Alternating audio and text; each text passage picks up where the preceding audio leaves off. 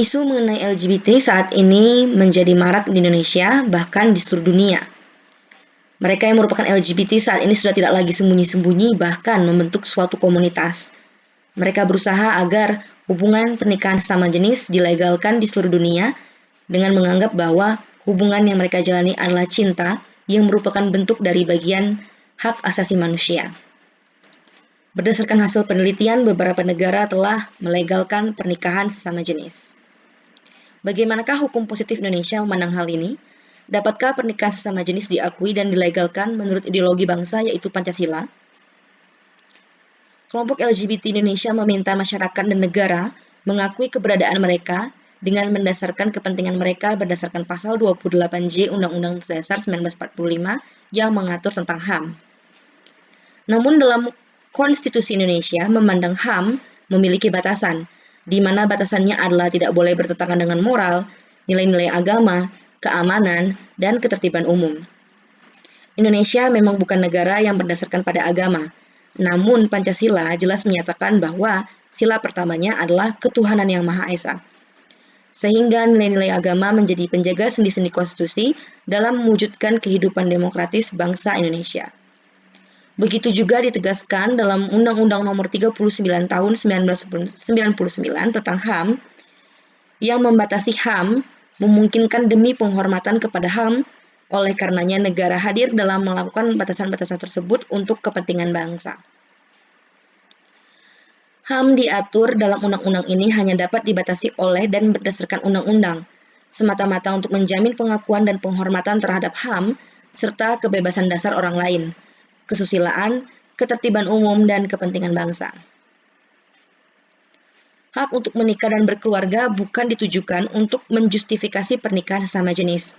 Hukum perkawinan kita mendefinisikan perkawinan adalah ikatan lahir batin antara seorang pria dengan seorang wanita sebagai suami istri dengan tujuan membentuk keluarga, rumah tangga, yang bahagia dan kekal berdasarkan ketuhanan yang Maha Esa. Dalam Undang-Undang Perkawinan Indonesia tentu berlandaskan pada nilai-nilai Pancasila, terutama sila pertama ketuhanan yang Maha Esa.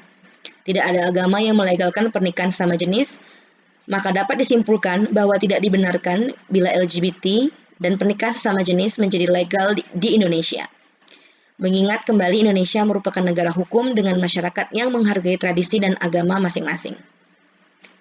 Apa faktor-faktor yang menjadi penyebab LGBT?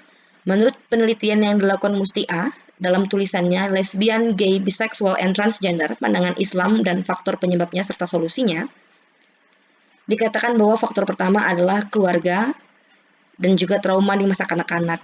Yang kedua, pergaulan dan lingkungan. Yang ketiga adalah biologis. Yang keempat adalah moral dan akhlak. Dan yang kelima adalah pengetahuan agama yang kurang. Abdul Hamid El-Kuda, seorang dokter spesialis penyakit kelamin menular dan AIDS di Asosiasi Kedokteran Indonesia Dunia, menjelaskan dampak-dampak LGBT adalah berpengaruh pada dampak kesehatan, berpengaruh pada dampak sosial, dampak pendidikan, dampak keamanan.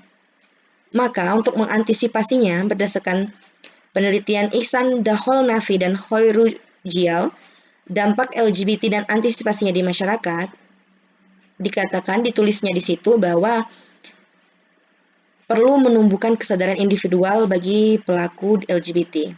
Kemudian menerapkan usulan untuk menanggulangi wabah LGBT di Indonesia. Perlu melakukan peninjauan terhadap peraturan perundang-undangan.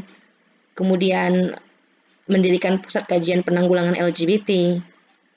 Kemudian sebaiknya masjid-masjid besar, rumah-rumah ibadah, membuka klinik LGBT yang memberikan bimbingan dan penyuluhan keagamaan.